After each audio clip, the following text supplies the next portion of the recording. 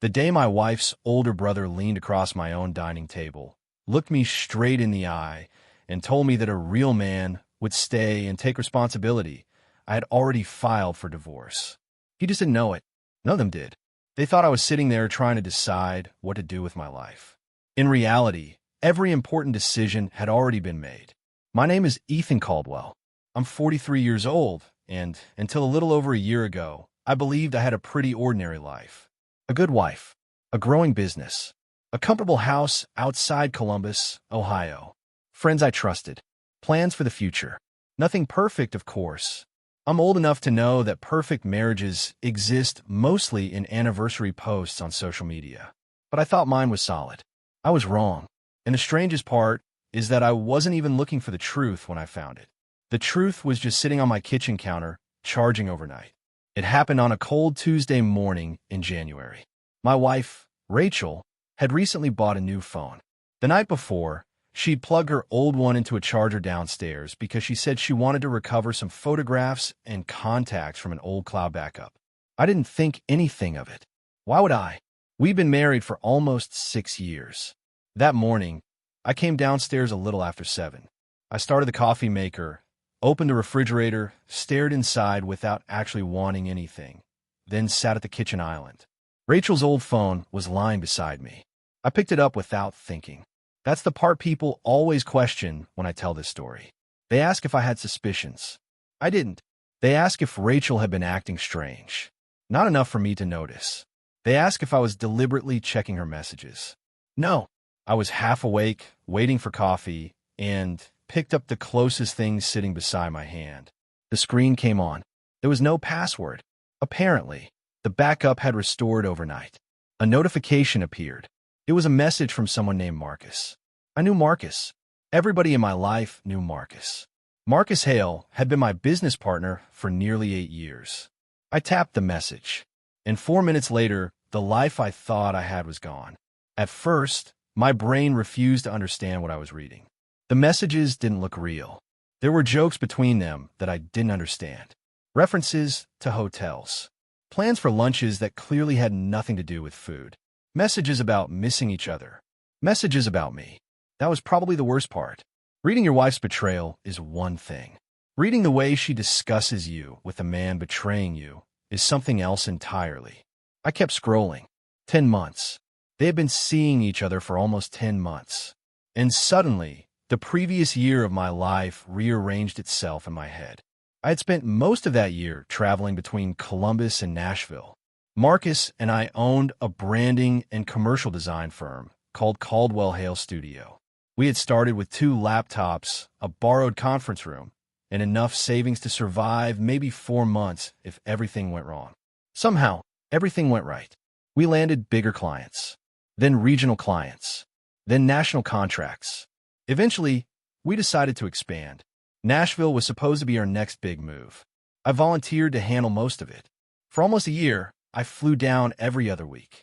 Sometimes I stayed 3 days, sometimes 7. I found the office. I met contractors. I interviewed employees. I took clients to dinner.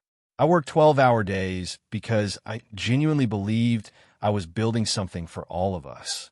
For Marcus, for Rachel, for myself, for the family I thought Rachel and I might eventually have. And while I was building our future in Tennessee, my wife and my best friend were apparently using my absence to build a relationship of their own. I sat there reading until my coffee was cold. Then I kept reading. Marcus had been at my wedding. He had stood near the front during the ceremony. At the reception, after several drinks, he'd hugged me and said, "Brother, you found the one. Don't screw this up."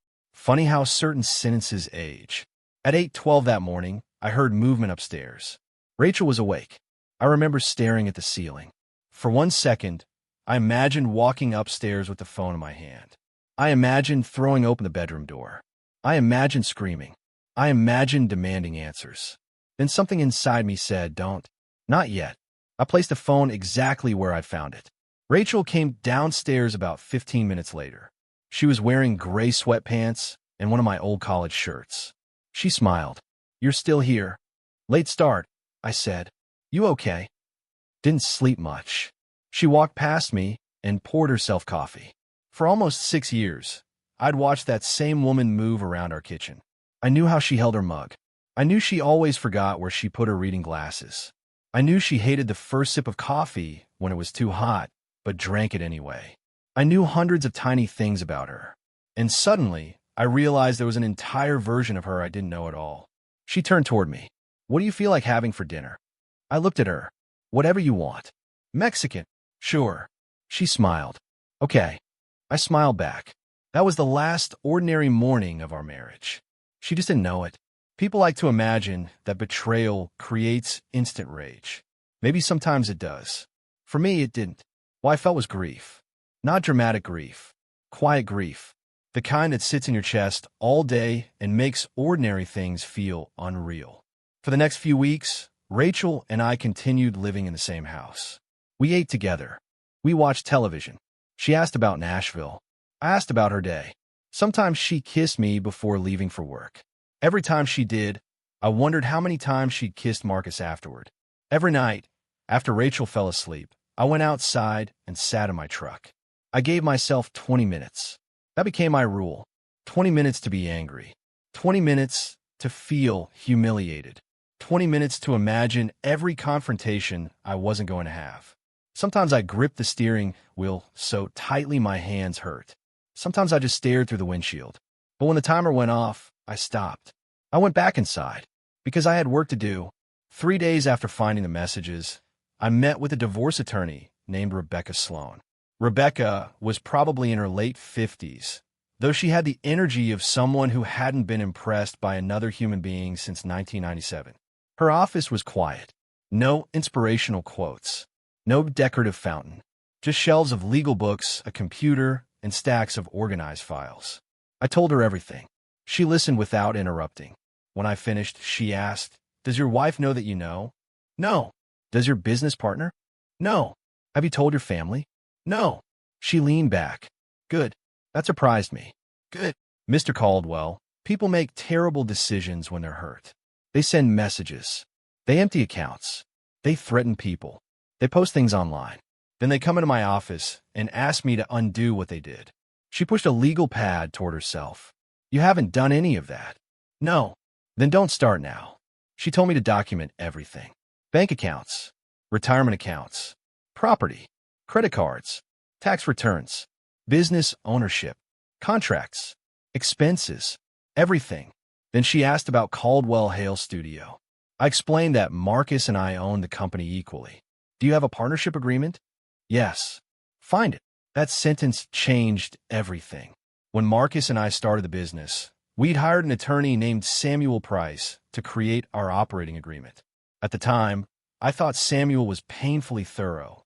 He made us discuss scenarios we thought would never happen. What if one partner died? What if one wanted to sell? What if one stopped working? What if company money was misused? Marcus and I had laughed about some of it. We were friends, brothers, practically.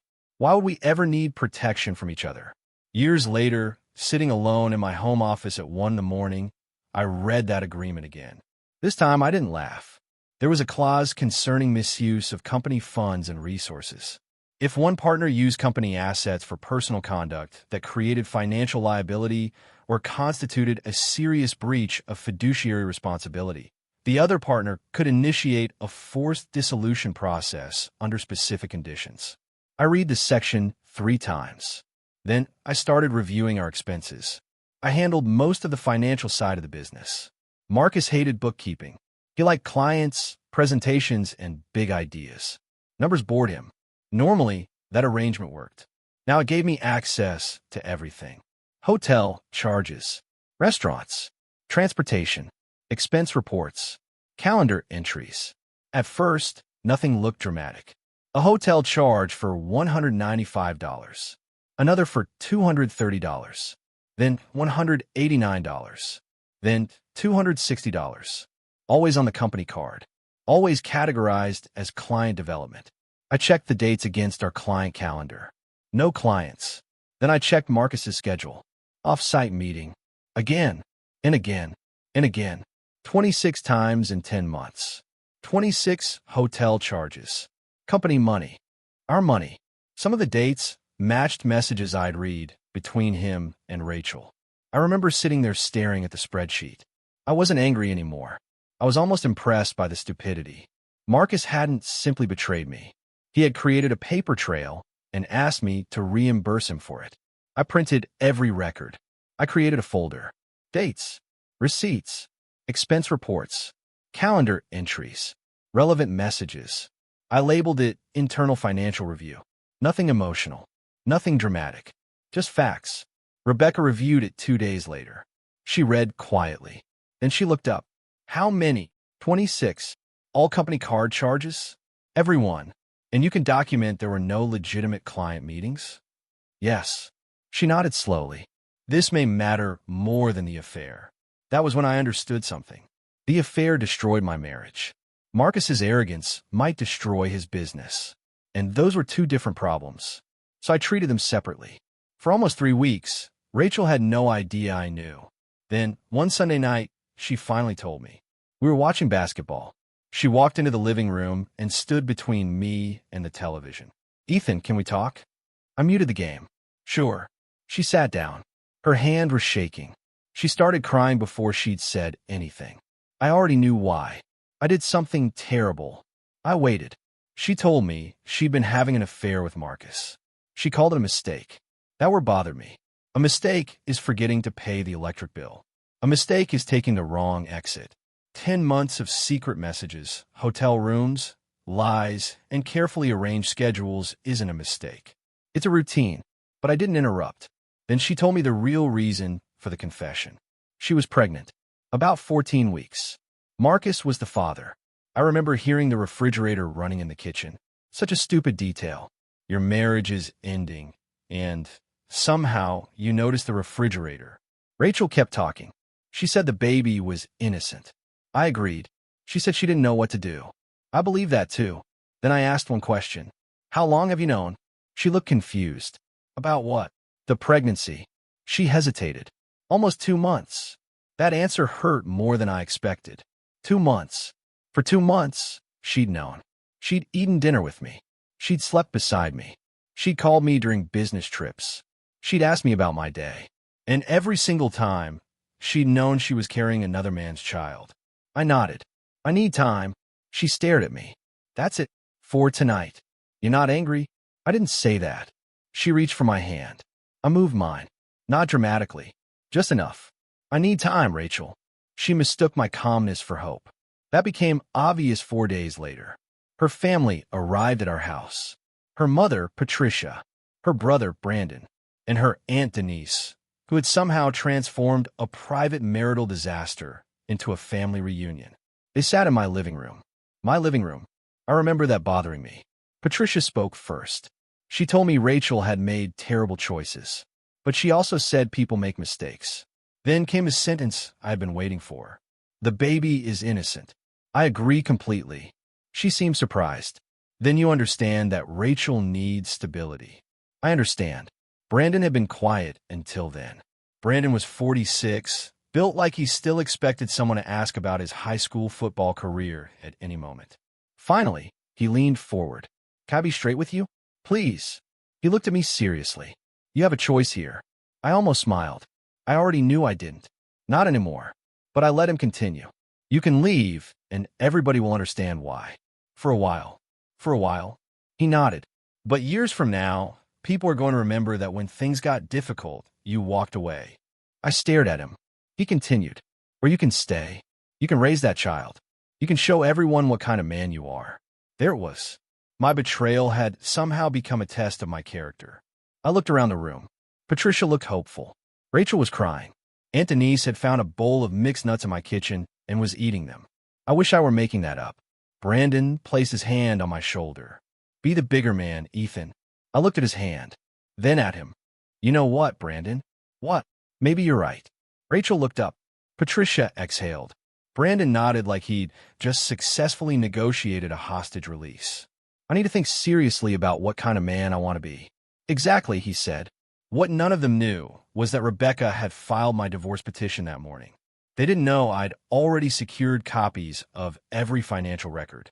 They didn't know I had documented 26 instances of company money being used to fund the affair. They didn't know I'd spent 2 meetings with a business attorney reviewing the dissolution clause. They thought they were convincing me to make a decision. The decision was already made. I was simply deciding how quietly to execute it. The divorce papers were served the following week. Rachel called me at work. "Ethan, what is this?" "You know what it is. I thought you said you needed time." "I did." "For what?" "To prepare." Silence. Then crying. Then anger. Then disbelief. I listened. When she finally stopped, I said, "You need to communicate through our attorneys about the divorce." "You're really doing this?" "Yes." "What about the baby?" "The baby has a father." That was all I said. Because it was true. The child had done nothing wrong. But innocence doesn't create an obligation for the person who was betrayed. Marcus received his surprise 12 days later. My attorney and the company's business counsel coordinated everything. He received formal notice that I was invoking the relevant provisions of our operating agreement based on documented misuse of company resources. I didn't call him. I didn't warn him. I didn't ask for an explanation. The documents arrived at his office and home on the same day. He called me 7 times. I ignored every call. Then came the text messages. "Ethan, we need to talk." "Nothing. You're making this personal." I actually laughed at that one.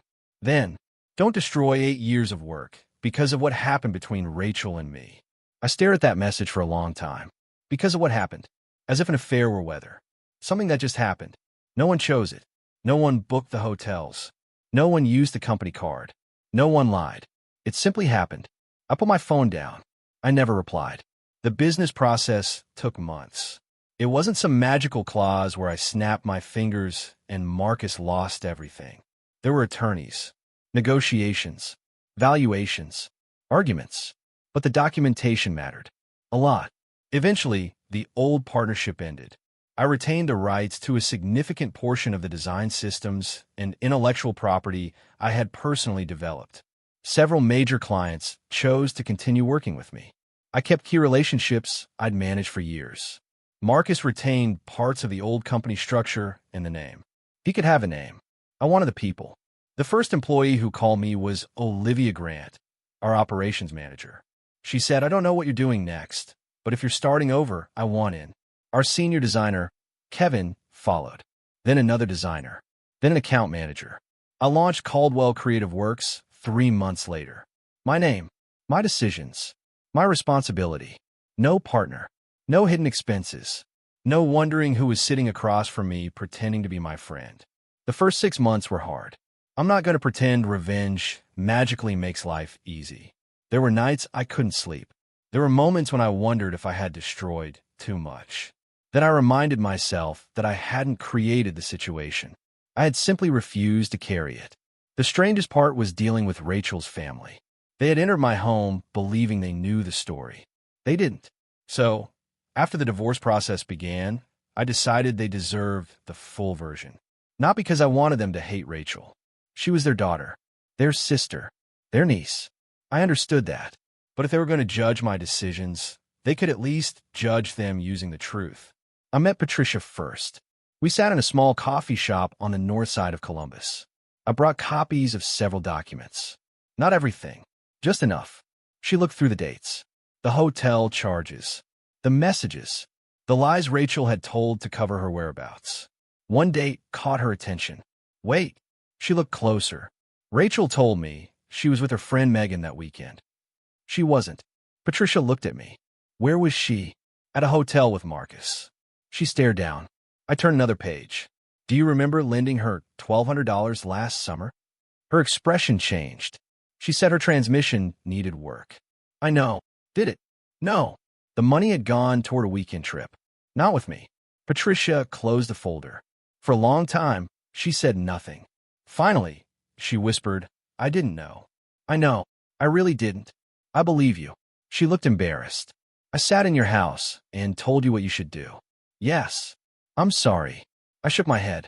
I'm not asking you to choose between me and your daughter. I wouldn't ask that. I just wanted you to understand why I made my decision. She nodded. I understand. Brandon was harder.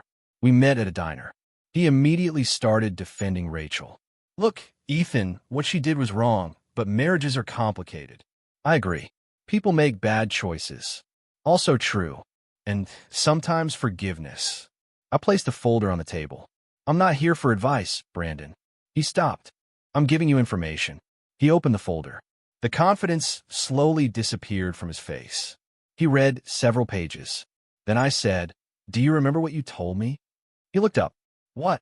"You said if I left, people would remember me as the man who walked away when things got hard." He looked uncomfortable. I leaned forward. "After reading that, tell me something." He didn't answer. "Who walked away from the marriage first?" Silence. "Who walked away from loyalty?" Nothing. "Who walked away from honesty?" He closed the folder. I stood up. "I don't need an apology. But next time you tell another man what his legacy should be, make sure you know the whole story." I paid for my coffee and left. Aunt Denise got a phone call. I wasn't buying another coffee for someone who ate half my mixed nuts while explaining my moral responsibilities to me. I gave her the short version. She said, "Oh, my lord," at least 5 times. Then she asked if Marcus had really used the company card. "Yes." "Oh, my lord." 6 times. That was enough. After that, I stepped away. I didn't need to manage Rachel's relationship with her family. The truth could do that without my help. The divorce was finalized the following spring. Rachel and Marcus stayed together, at least for a while. They had a baby boy. His name is Noah, and I want to say something clearly. That child is innocent. Completely. He didn't choose the circumstances of his birth. He didn't betray anyone. He didn't lie to anyone.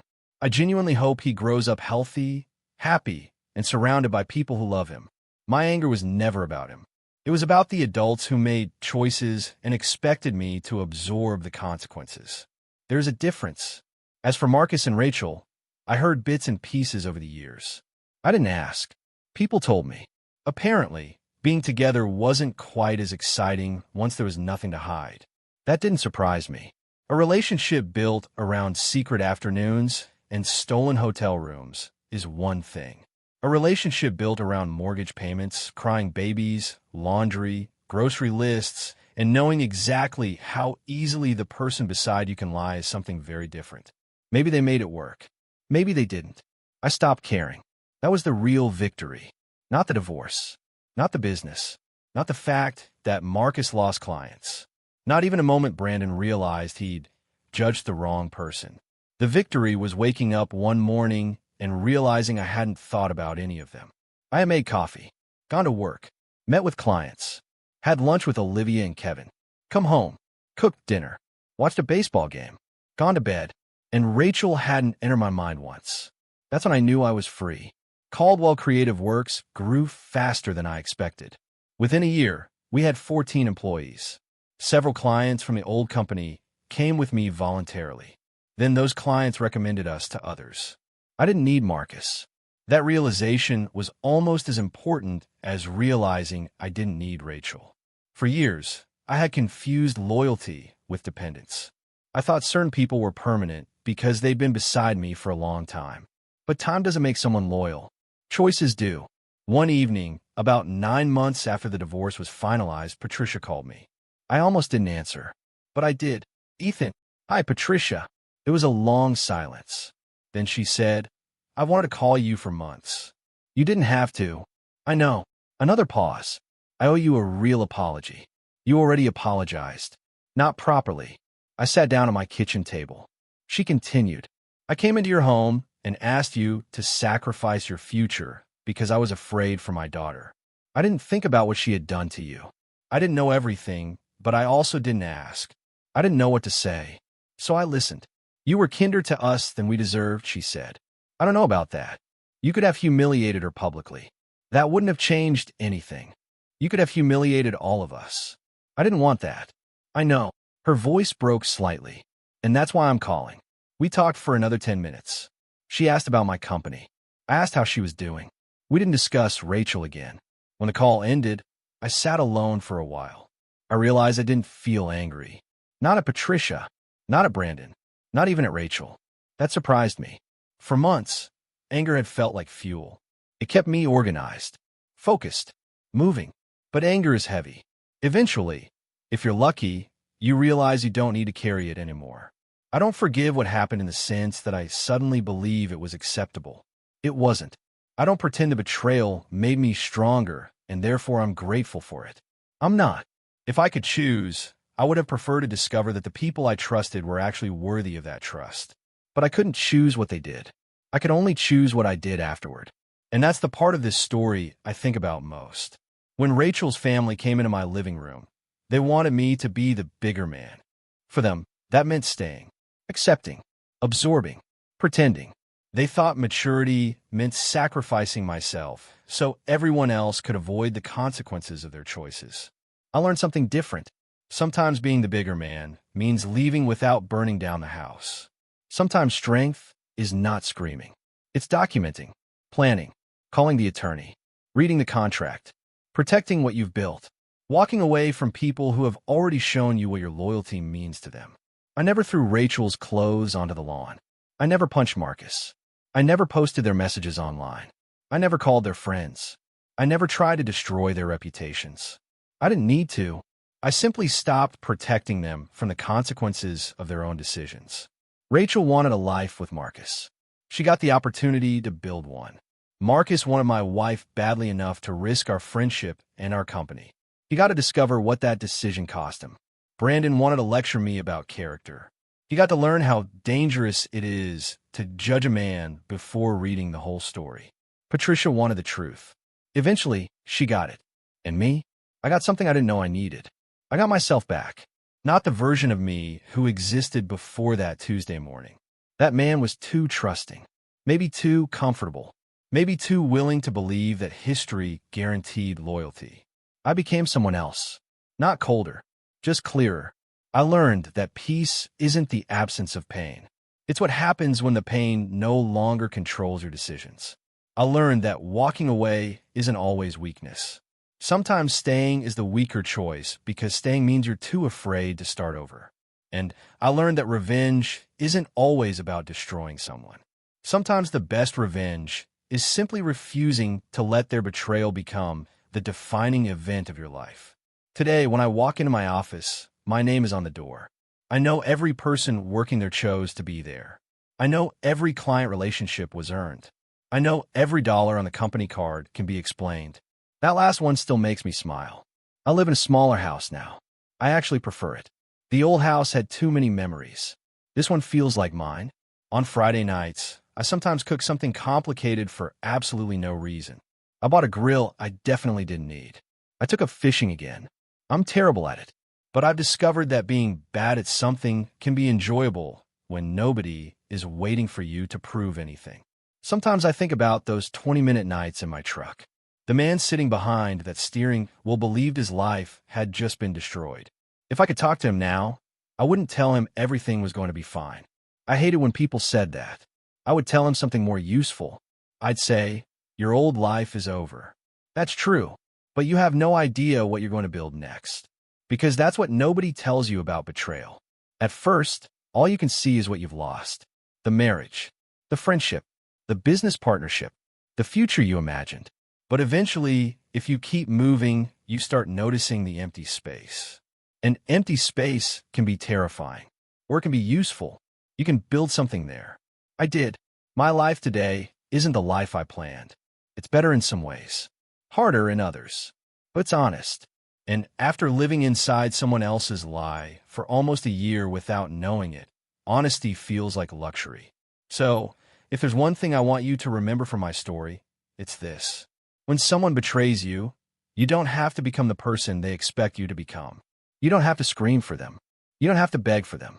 You don't have to destroy yourself just so they can point at your reaction and pretend your reaction was the real problem. You can be quiet.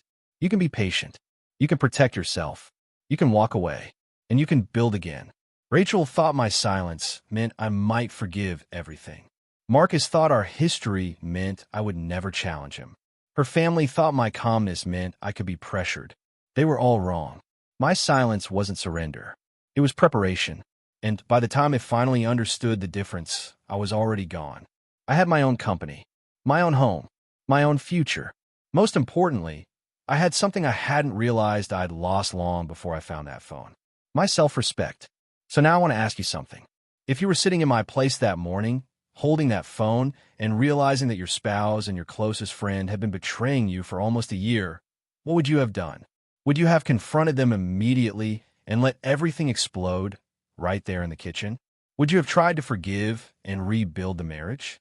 Or would you have done what I did, stayed quiet, protected everything you had worked for, and let the people who betrayed you face the consequences of the choices they made? Tell me this. When someone asks you to be the bigger person, how much are you actually supposed to sacrifice before being the bigger person simply means becoming the person everyone feels comfortable hurting?